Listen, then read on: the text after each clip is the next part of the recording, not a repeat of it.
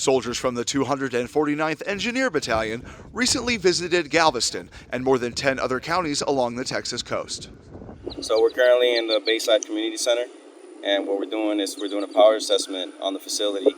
The battalion's pre-installation inspection teams assessed the power and generator capabilities in local government facilities for their use as emergency centers for FEMA in the event of a natural disaster.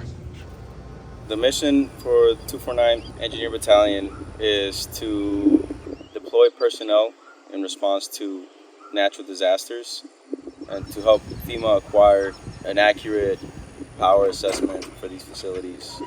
Commonly known as Prime Power, this unit is a versatile power generation battalion assigned to the U.S. Army Corps of Engineers that provides commercial-level power to military units and federal relief organizations during full-spectrum operations.